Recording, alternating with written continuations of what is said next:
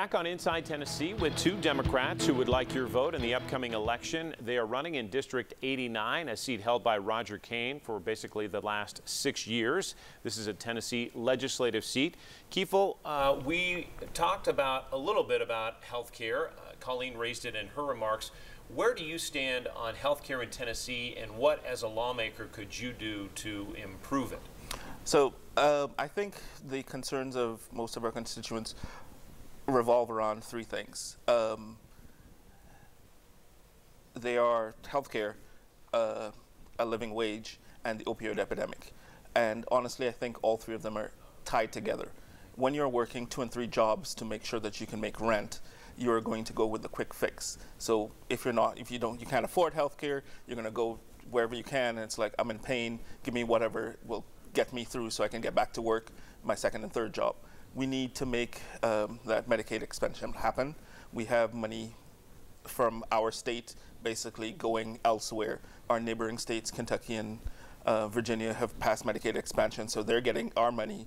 And there are 300,000 working Tennesseans without insurance. And these are people in the jobs that we don't necessarily think about, but it's not like people sitting at home and I have no job and I want free insurance. These are people that are working and can't afford insurance. So you would take up that topic if in the legislature yes. to expand.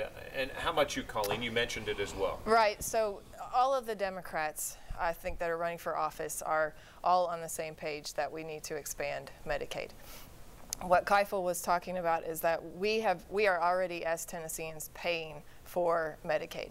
That money is coming out of our tax dollars and going to the federal government or going to other states that have expanded Medicaid. We have lost $4 billion doing that. So that is something we can do now, and it will not cost us anything, and 300,000 Tennesseans will have access to affordable health care.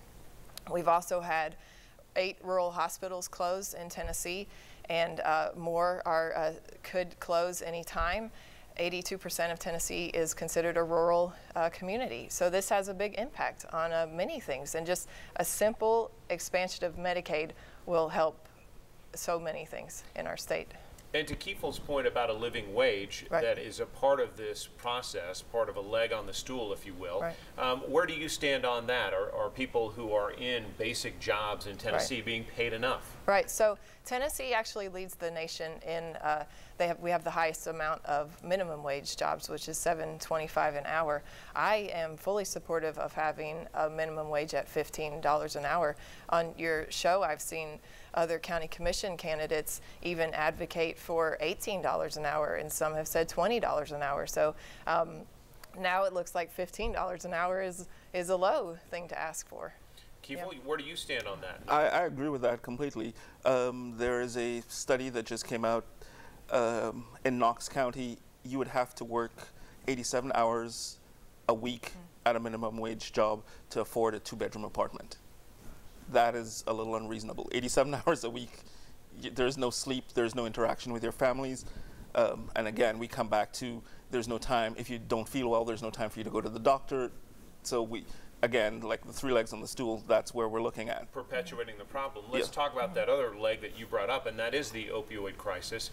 A lot has been done, maybe not enough. We'll talk about that. But do you think what lawmakers have done already to tackle that problem is enough, or does more need to be done?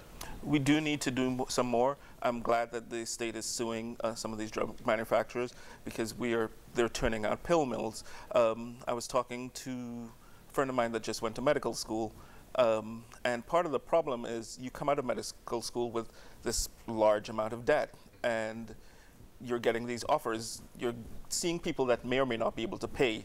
The drug companies are offering to pay you to write scripts. This is, where, again, the cycle is perpetuating. But they should be held, specifically, the drug companies, Purdue Pharma, one of those that we saw this week that is being sued. You support that idea? Yes, I do. Coleen, your perspective on the opioid? Yeah, I definitely think that pharmaceutical companies should be helping pay for all of the treatment that we need to have now. I do support the Governor Haslam's initiative, the Tennessee Together plan. I don't think that, I want to see what happens with it. I think we could have gone farther with it.